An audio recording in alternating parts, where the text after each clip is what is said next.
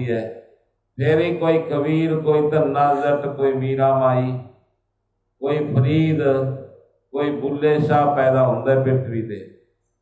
जे इन्नी सौखी गल होवे भी चार बत्तियां ला के आपां 2 बारी नमस्कार करके उदों मनमर्जी करिए, फिर रब दा मुल्ले की रहना सी?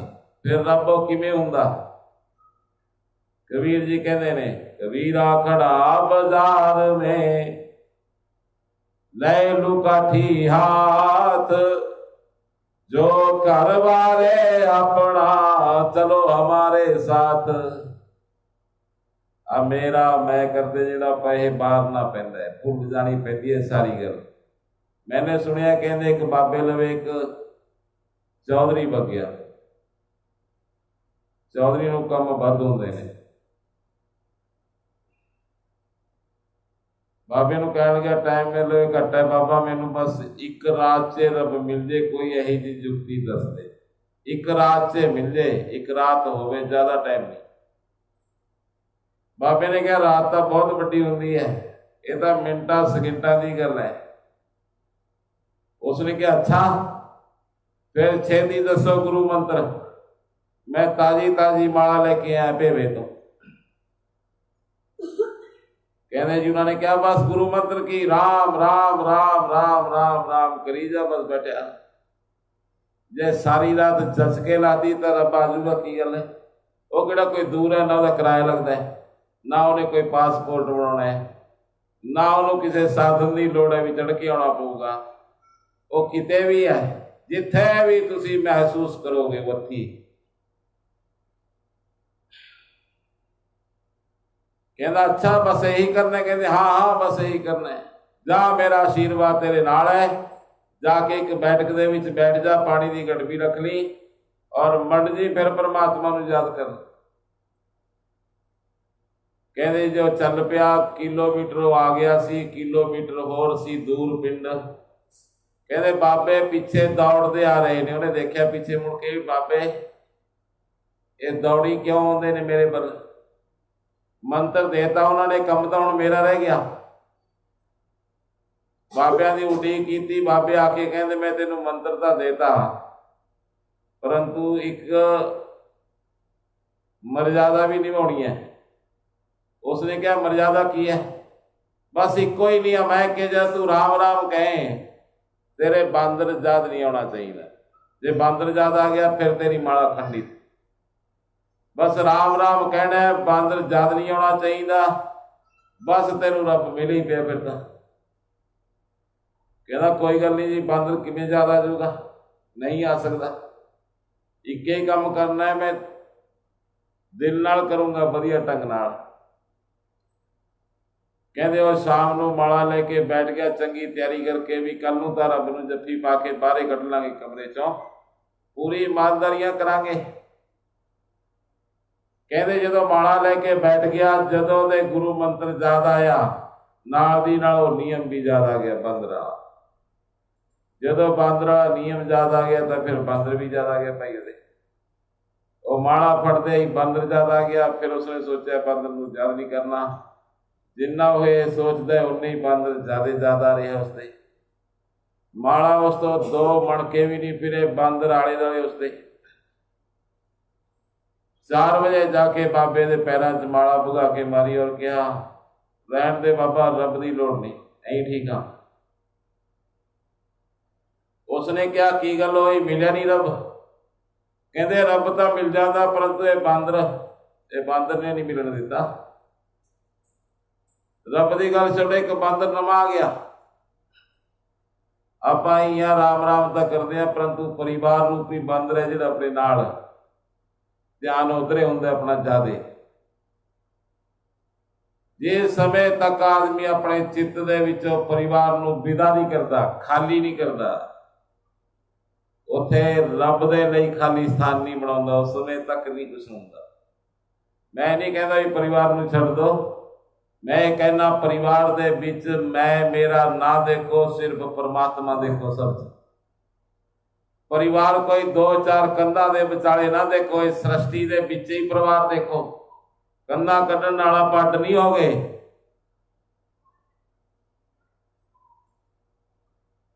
कुछ चीज़ां आपां साझियां वरतदे आ, ते कोई भी है, ते आपां किन्ना कहिए भी झूठा नहीं खाते जी, असीं किसे दा फलाना नहीं करते, हो ही नहीं सकदा ऐसा कदे। जिहड़ी हवा चलदी है, मैं श्वास लेना जिसनों, ਉਹ ਜਦੋਂ मैं बाहर छड्डदा ਤਾਂ ਉਹ ਕਿਸੇ ਹੋਰ ਦੇ प्राण ਬਣਦਾ जा के शुद्ध होके। ਇੱਕੇ प्राण नाल सारी सृष्टि चल रही है, दो हवावां नहीं है किसी वास्ते स्पेशल उड़े, सारी सृष्टि कोई प्राण नाल कोई श्वास नाल चलती है। सूरज नूं आपां किवें वंडांगे? ऐ थोड़ी है भी साडा भाई सूरज है ਤੁਹਾਡਾ ਉਹ है, निशानी ला के रखो, ऐसा नहीं है, इक्को ही है। इको ही जल दे स्रोत तो आपां पानी लेने, अलग अलग भी पैप आपां डड लगे ने, परंतु पानी तो इको ही तल तो आउंदा सारे ने करे। ये सब सृष्टि का जो नियमांतर्गत रचा होया खड़ा है, ये सब साझा है अपना। कंधा तो आपां ने तां कट रखियां ने क्योंकि अपने अंदर नहीं जगह आएगी, जगह अंदरों घट गई, इस करके अंदर कंध बच गई तो फिर बाहर दिखण लगी। एक ऐसे चिंतन नाल जोया जावे, जीवन के सब दे प्रति ही आस्था होवे। बस मैं ये कहना चाहता सी। भागवत महापुराण कल आपने सुनिया, जिस दे विच सुखदेव भगवान जी अनु राजा परीक्षित भागवत महापुराण जी की कथा सुनाउण लगे, जो कथा भगवान शंकर जी ने पार्वती नूं सुना के अमर कर दिता सी, ओही गाथा, ओही प्रेम भरे लफ्ज़ ब्रह्म ज्ञानियां दे मुख दे विचों आए हुए वार्तालाप ने, जे आदमी नूं चंगी तरह समझ आ जाण तां आदमी रब होण दे लई उसकी प्रेरणा अंदरों ही पैदा हो जाए उसदे विच।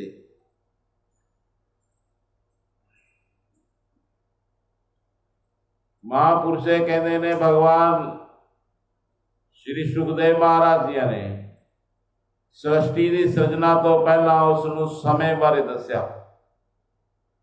4,32,000 साल कलयुग की उम्र है, हरे 5,000 साल कलयुग दा आगमन होए नूं हो गया।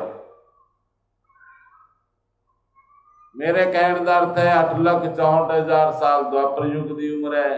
इसे प्रकार त्रेता युग और सतयुग, जदों ये 72 वारी आउंदे हैं तो एक कल्प कहा जाता है।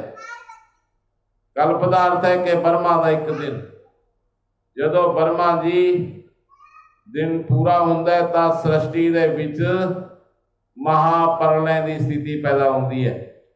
महाप्रलय का अर्थ है कि वह इको ही रह जाता है परमात्मा। ये 5 भूत भी उसे ही चले जाते हैं, ये सारी सृष्टि, चंद्रमा, तारे, ये पृथ्वियां, ये सब जो भी है अदृश्य हो जाता है। तो फिर की रहिंदा है आखिरी तत्व, जो महाप्रलय तो बाद भी बचता है, जिसनों आदि अनादि कहने, आपां सनातन कहने जी, वो तत्व है शब्द।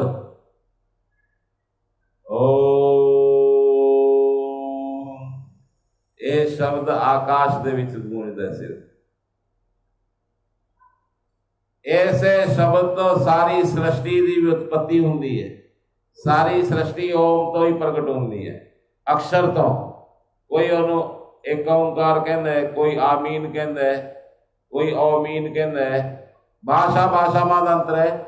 जे कोई पंजाबी आदमी संस्कृत बोलूगा तो उसकी ट्यूनिंग है जी पंजाबी रहूगी रहूगी।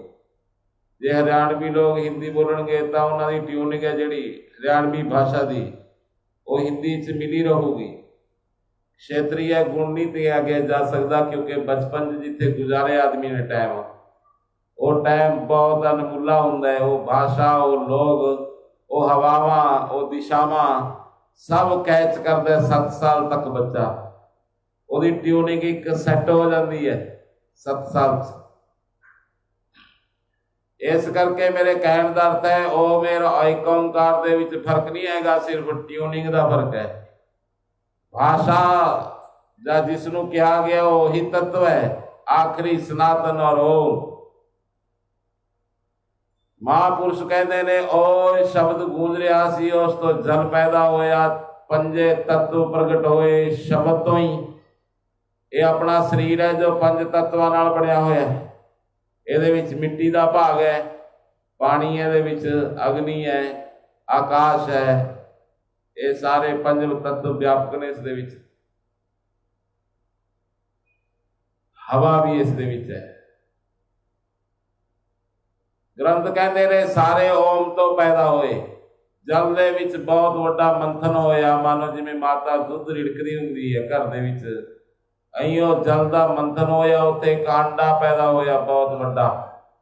हजारां वर्ष तक वो जल दे विच डोलदा रहा और उस तो बाद वो फुट गया। उस दे विचों भगवान नारायण प्रगट होए, विष्णु भगवान पैदा होए। बोल विष्णु भगवान की। पहला साकार रूप होया निराकार दा। निराकारी कोई अलग नहीं हैगी संप्रदा, ਜਾਂ कोई अलग कानून ਜਾਂ किसी अलग रब की गल नहीं करते। वो एक कोई रब की जो एक आदृश है ਜਾਂ सदृश हो जाता है। कदे वो शरीर धारण करके आउंदा है, इहदे बिना शरीर तो आशरीर ही हुंदा है। ਉਹੀ परमात्मा दो स्थितियां दे विच रहिंदा है। इस करके इस दे विच कोई लड़ाई नहीं है कि निरंकारी ਜਾਂ मूर्ति नूं मनण वाले कुछ किसी चीज़ नूं मनदे ने, कोई किसी नूं। ये विरोध नहीं है। ये इन्ने रस्ते ने कि किसी रस्ते भी जाओ, परंतु दिल च ईमानदारियां होण तां तुसीं पहुंच ही जांदे हो कदे ना कदे।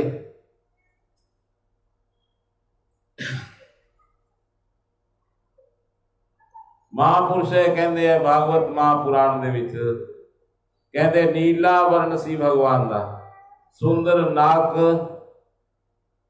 बहुत सुंदर भगवान दी अखां, पूर्णिमा दे चंद्रमा जैसा गोल भगवान दा मुख, शांताकारम भुजग शयनम पद्मनाभम सुरेशम, विश्वाधारम गगन सदृशम, मेघ वर्णम शुभांगम, लक्ष्मीकांतम कमल नयनम, योगी विद्यानगम्यम, वंदे विष्णु भवभयारम सर्वलोकैकनाथम।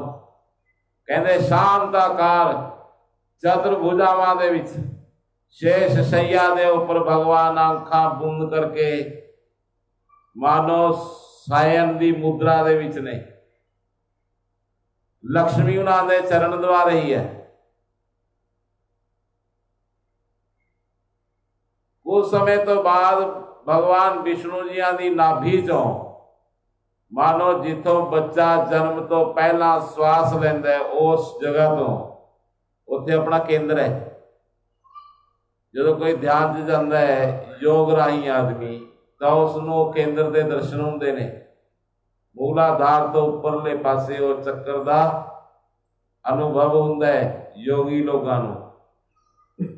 उत्थे ही व्यापक है अपनी सारी शक्ति, तुन्नी तो 2 इंच थले बिल्कुल।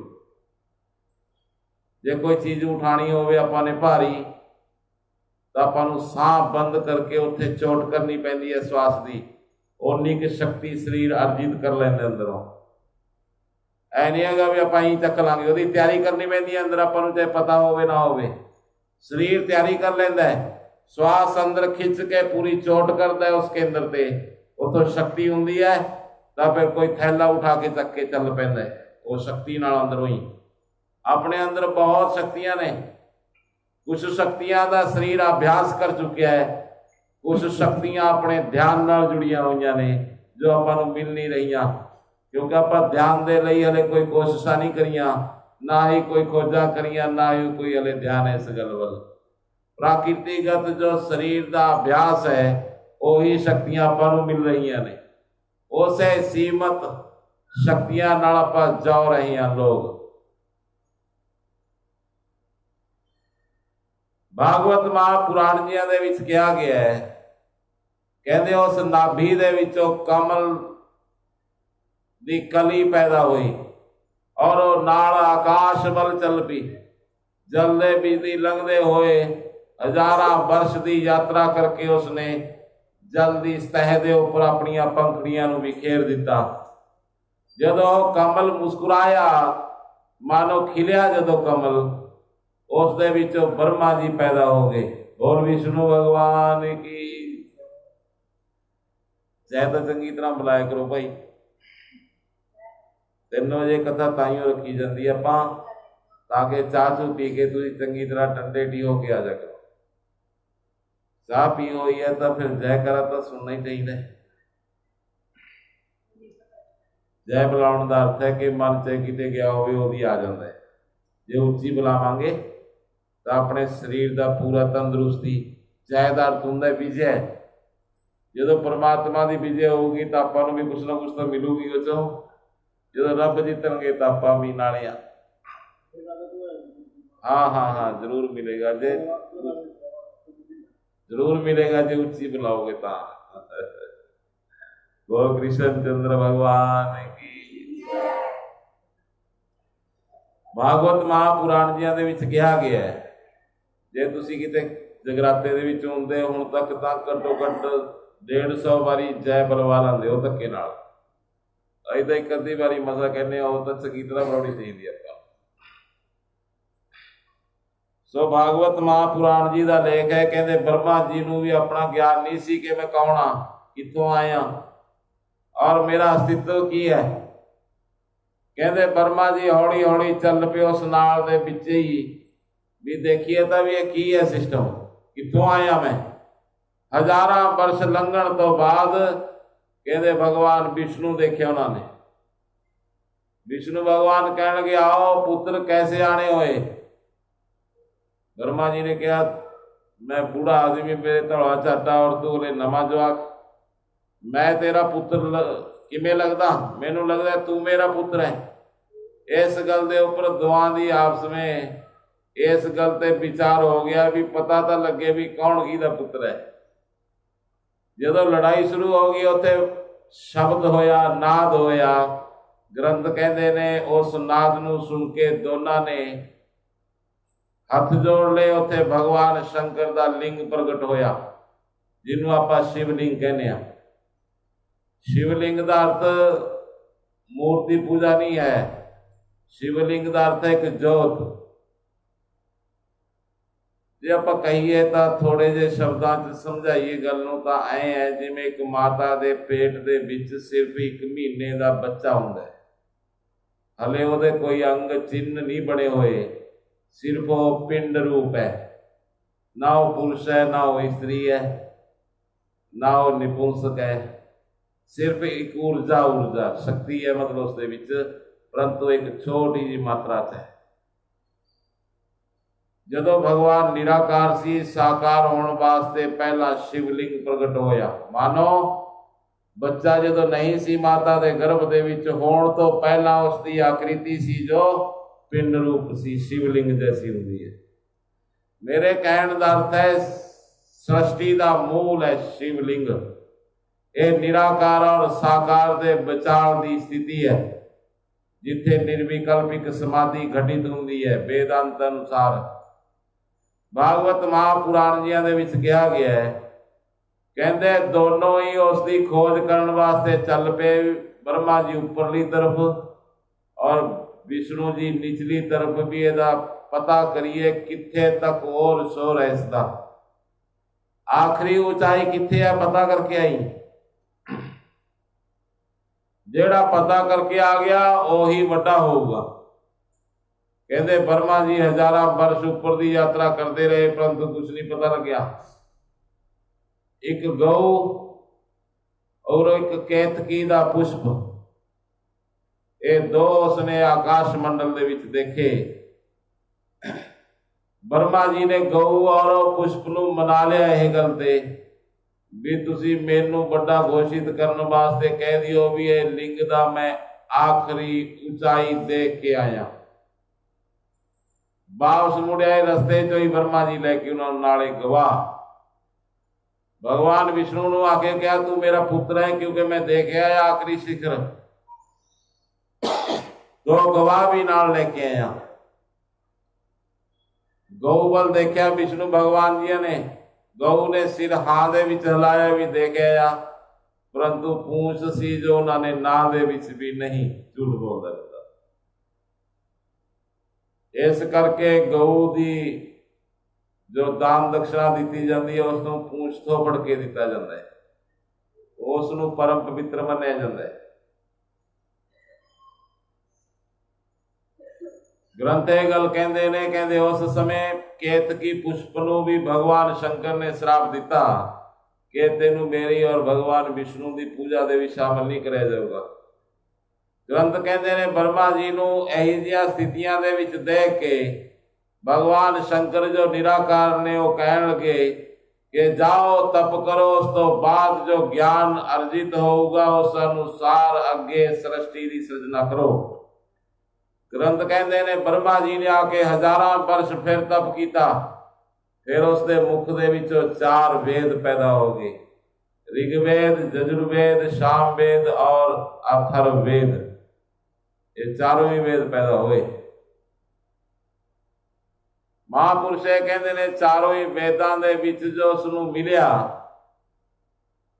उस अनुसार उसनूं यह ज्ञान होया कि मैं एक तो अनेक होना है, मैं कहा आनंद दे विच बदलना है।